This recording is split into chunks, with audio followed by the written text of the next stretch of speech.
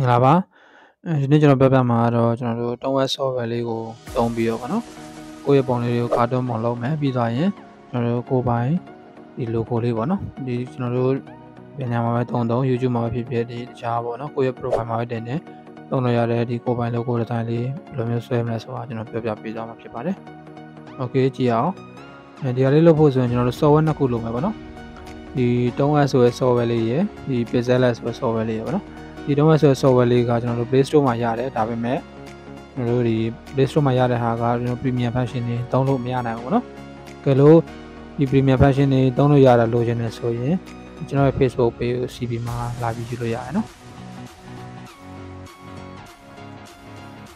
။ Okay ကျွန်တော်တို့တုံးရတဲ့ဝင်လိုက်မယ်နော်။တုံးရတဲ့ဝင်လိုက်မယ်သူက internet ဖွင့်ပေးဖို့တော့လိုပါတယ်။ gallery တွေကိုသွားမယ်။ပြီးတော့ကျွန်တော်တို့ file ပေါ့နော်။ကိုcartoon လုပ်မဲ့ fileဓာတ်ပုံတစ်ခုကိုထည့်ပေးရပါမယ်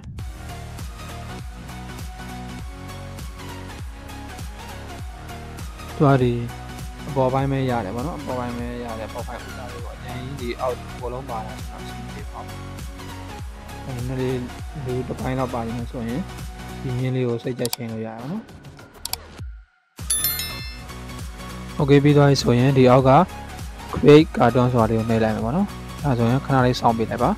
အဲဆိုရင် AI ကသူ့ဘာသာသူပြင်နေပါနော်ဒီနေရာမှာတခုသတိထားမှာကဒီကိုယ့်ရဲ့ပုံကဒီ original ကောင်းနေမှာလည်းဒီ cartoon မှာကောင်းတာလေးထွက်လာပါနော်ကျိုးတွေကဒီ cartoon မှာ AI မျက်စိလဲစီမဲ့ဒီ position မျိုးဆိုရင်အဆင်မပြေဘူးပေါ့နော်အဲ့လိုမျိုးတော့ရှိတယ်အခုကျွန်တော်ဒီနေရာမှာ background တွေ color တွေကိုစိတ်ကြိုက်ထားလိုက်ရတယ်ပေါ့နော်ဒီရိုး software မှာဆိုရင်ဒီဟာတွေမရပါဘူးဒီကျွန်တော်ဒီ premium version မှာဒါတွေရတာပေါ့နော် premium version လေးလိုချင်တယ်ဆိုရင်ကျွန်တော်ရဲ့ဒီဗီဒီယိုလေးကို share ပေးပြီနော် share ပြီးတော့ကျွန်တော် Facebook page မှာဒီမှာလာယူလို့ရပါတယ် Okay ဒီမှာဒီဟာဆိုရင် premium ပုံလေးပြထားပါတော့ဒါကတော့ကျွန်တော်တို့သူ original ပေးတဲ့ logo ပုံစံပေါ့နော်ဒါပေမဲ့ကျွန်တော်ကဒါရိုးတဲ့အတွက်ကျွန်တော်မကြိုက်ဘူးကိုယ်တိုင်ဖန်တီးမယ်ပေါ့နော်ကိုယ်တိုင် logo ပုံစံလေး customize ပြန်လုပ်မယ်အဲ့တော့ဒီနောက်ခံကိုလုံးဝအပြောက်လုပ်လိုက်မယ်ပေါ့နော်နောက်ခံကိုကျွန်တော်ဒီရောင်းနေပြီးတော့ဒီနောက်ခံလုံးဝကာလာပေါ့နော်ဒီကာလာတစ်ခုကျွန်တော်ရွေးပြီးတော့ဒီအမှန်ကျစ်လေးကိုနှိပ်လိုက်မယ် Okay ဒါဆိုရင် save to gallery ပေါ့နော်ဒါဆိုရင်ပုံလေးရပါပြီအခုကျွန်တော်တို့ logo ဆွဲဖို့အတွက် Pixellab ထဲကိုဝင်လိုက်ပါမယ်ဟုတ်နော်အဲ့တော့ကျွန်တော်တို့စာ new tab ကိုအရင်ဆုံးဖြတ်ထားလိုက်မယ်ဖြတ်ထားပြီးတော့ခုနကဒီတုံးဝက်နဲ့လောက်ထားတဲ့ပုံလေးကို import ကနေပြီးတော့ထည့်လိုက်ပါမယ် Okay တုံးဝက်ကနေပြီးတော့ဒီပုံလေးကိုထည့်လိုက်မယ်ဒီမှာကျွန်တော်တို့က logo ဆိုတော့အဝိုင်းပုံယူမှာပေါ့နော်အဲ့တော့ဒီမှာ crop မှာအဝိုင်းလေးပါပါတယ်အဲဒီကနေပြီးတော့တခါလေးချိန်လို့ရတယ်ပေါ့နော်ဒီပုံလေးယူလိုက်မယ် Okay ပြီးသွားပြီဆိုရင်ကျွန်တော်တို့ကဒီပေါ့နော်ဒီ customize လုပ်မှဖြစ်တော့ဒီတိုင်းကြိုက်တဲ့ဆိုရင်မရှိရထားလို့ရတယ်ပေါ့နော်ကျွန်တော်မကြိုက်ဘူး customize လုပ်ချင်တာဖြစ်တဲ့အတွက်ဒီအဖြူကိုဖြတ်လိုက်မယ်ပေါ့နော်ဒီကိုဖြတ်လိုက်ပါမယ်ဒီကတော့အချက် auto ညှိရတိတ်မလို့တော့ဘူးနော်နည်းနည်းလေးမှုဖြစ်ချင်တယ်နည်းနည်းလေးထပ်ထိုးလိုက်ပါ Okay ဒီမှာပေါ့နော်သတိထားမိလားတော့မသိဘူးဒီမှာတော့အဖြူတွေကိုအကုန်လုံးဖြတ်ပလိုက်တယ်ပေါ့နော်အဲ့တော့ဒီမှာအင်ကြီးမှာရောဒီမှာအပေါက်လေးဖြစ်နေပြီးတော့ဒီမျက်လုံးတွေမှာလည်းအပေါက်လေးဖြစ်နေပေါ့နော်အဲ့တော့ကျွန်တော်တို့ကဘယ်လိုလုပ်မလဲဆိုတော့ဒီထဲကနေပြီးတော့ shade တစ်ခုယူလိုက်မှာနော် shade တစ်ခုယူလိုက်မယ်သူ့ကိုကာဗာဖြစ်အောင်နော်ကာဗာဖြစ်အောင်Okay ညာလေးမှာထားလိုက်မယ်လူပုံပေါ့နော်ဟိုးဘောဆုံးပို့ချလိုက်မယ်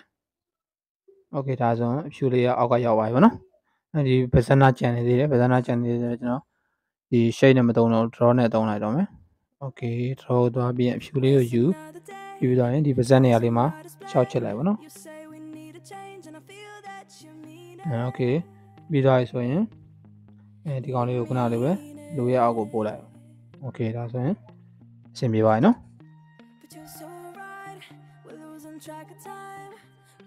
Okay ပြီးရင်တို့ဟိုအကုန်လုံးလေယာပေါင်းပေးလိုက်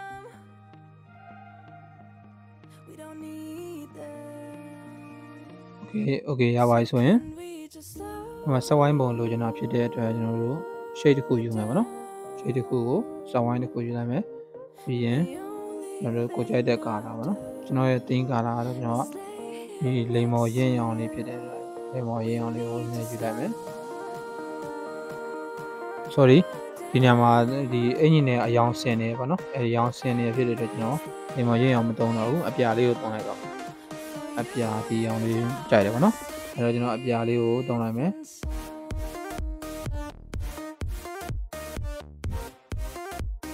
အဲ့မှာကျွန်တော်တို့ကလူပုံနဲ့ကြိုက်အောင်ဒီကောင်ကိုညှိပြရမယ်ပေါ့နော်โอเคစဝိုင်းကိုအောက်ကထားလိုက်မယ်အဲ့မှာကျွန်တော်တို့ကဒီမှာလည်းဒီမှာနည်းနည်းလေးဒီမှာသတိထားမယ်နော်ဒီမှာအပြာမှာတင်းတဲ့မျက်နှာမှာနည်းနည်းအပြာလေးတွေပါသွားရပါတော့အဲ့တော့ကျွန်တော်ဘယ်လိုလုပ်မလဲဆိုတော့ခုနလိုပဲဒီသူ့ရဲ့အောက်မှာအသားနဲ့ညီသွားအောင်ပေါ့နော်ဒါကတော့ပုံတိုင်းတော့မဖြစ်ပါဘူးဒါကတော့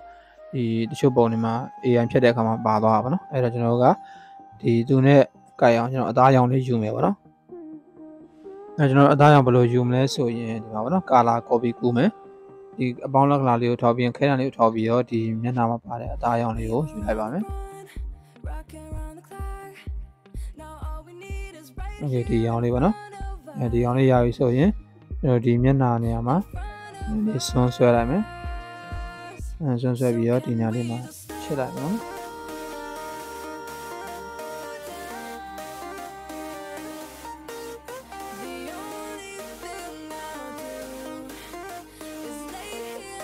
โอเคပြီးသွားဆိုရင်ဇွန်းကိုပြန်ပြီးတော့ပြန်ချောင်းလိုက်မယ်โอเคရပြီပြီးရင်အကောင်ကိုအောက်ကိုပို့လိုက်မယ်နော်ဒါဆိုရင်အသားရောင်လှသွားပြီနော်ပြီးရင်တို့နှစ်ခုကိုပြန်ပေါင်းလိုက်မယ်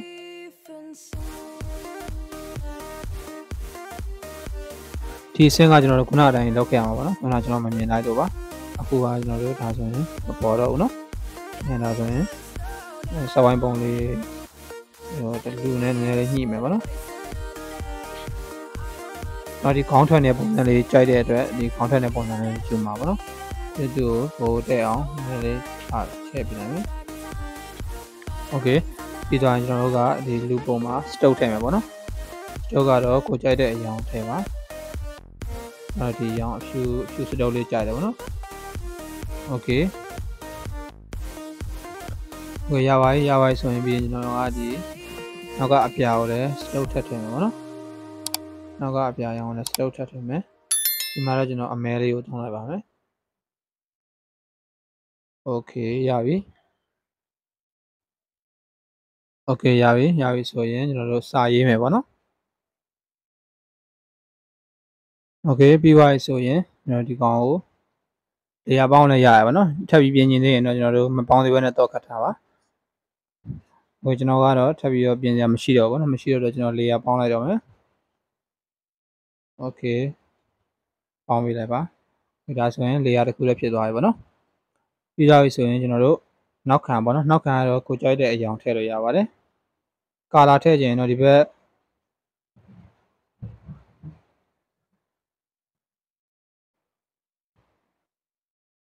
ကာလာထည့်ခြင်းလည်းဆိုရင်ဒီဘက်ဘယ်ဘက်ကပေါ့နော်ဘယ်ဘက်ကကာလာဆွဲဟာလေးကိုရွေးပြီးတော့ထည့်လို့ရသလို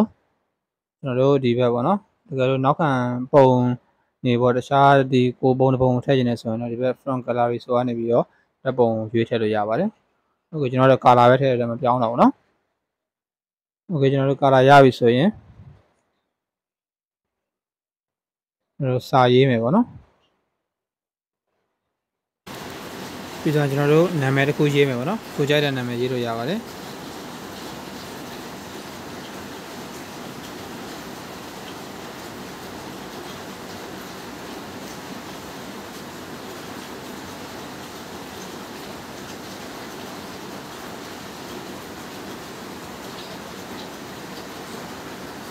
ကျွန်တော်ကတော့ဒီအတွန်းပါတဲ့ဖောင်းပုံစံလေးပေါ့နော်အတွန်းပါတဲ့ဖောင်းပုံစံလေးက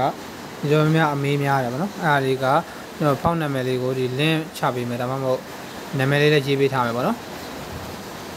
ဒီဖောင်းလေးကတော့ကျွန်တော် Google မှာရှာလို့ရပါတယ်ဖောင်းမသွင်းတတ်သေးဘူးဆိုရင်ကျွန်တော်တို့ဒီဖောင်းသွင်းနေဗီဒီယိုလေးရှေ့ရပါတော့အဲ့ဒါလေးချက်ကြည့်လိုက်ပါ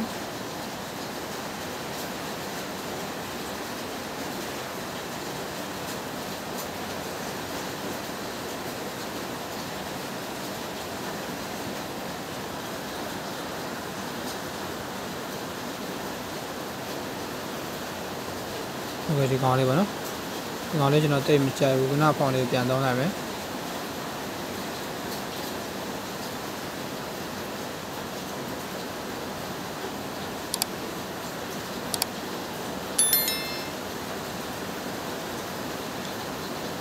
Okay ဒီနေရာမှာတော့ကျွန်တော်တို့ဖောင်းကိုဒီကိုကြိုက်တဲ့အရောင်သုံးမယ်ပေါ့နော်ကာလာချိန်လိုက်မယ်ပြီးရင်အဝါကိုအင်ကြီးအရောင်ကျွန်တော်ပြန်သုံးမှာပေါ့နော်ပြီးရင်အဲ့ဒီဖောင်းကိုကျွန်တော်တို့စတုတ်ထပ်ထည့်လိုက်ပါမယ်စတုတ်ကိုပြီးရင်ကျွန်တော်တို့အပြာဒါမှမဟုတ်အပြာတိတ်မကြိုက်ဘူးနော်ကျွန်တော်အနက်ထည့်လိုက်ပါမယ်โอเคအနက်ဆိုရင်ပိုကြည့်ကောင်းပါပါပြီ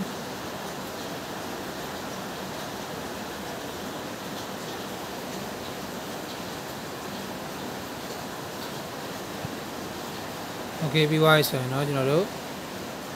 ဒီကောင်ပါနော်ဒီကောင်ကိုကျွန်တော် shadow ထပ်ထည့်နေရတယ် shadow မထည့်ချင်ဆိုရင်လည်းဒီနှစ်ခုကို layer ပေါင်းပြီးတော့ save လိုက်လို့ရပါပြီဒီနှစ်ခုကို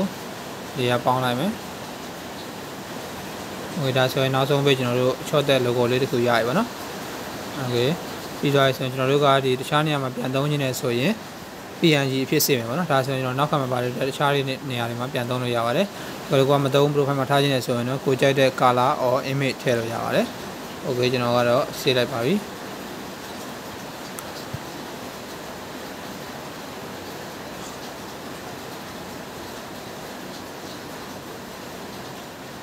โอเคဒါဆိုရင်ကျွန်တော်တို့ကာတွန်းပုံ logo လေးရပြီပါနော်ဒီနေ့ကျွန်တော်ပြောပြခဲ့ရလေးကတော့ကျွန်တော်တို့ကာတွန်းပုံလေးနဲ့ကိုယ်ပိုင် logo လေးတစ်ခုဘယ်လိုလုပ်ရမလဲဆိုတာလေးကိုကျွန်တော်အစားဆုံးပြောပြခဲ့တာဖြစ်ပါတယ်ဗီဒီယိုလေးကိုကြိုက်တယ်ဆိုလို့ရှိရင် like and share လေးလုပ်ပြီးတော့ဝင်ပေးသွားလို့ရပါတယ်နောက်ထပ်ဗီဒီယိုတွေမှာလည်းထပ်ပြီးတော့တင်ပေးသွားမှာမို့ကျွန်တော်ရဲ့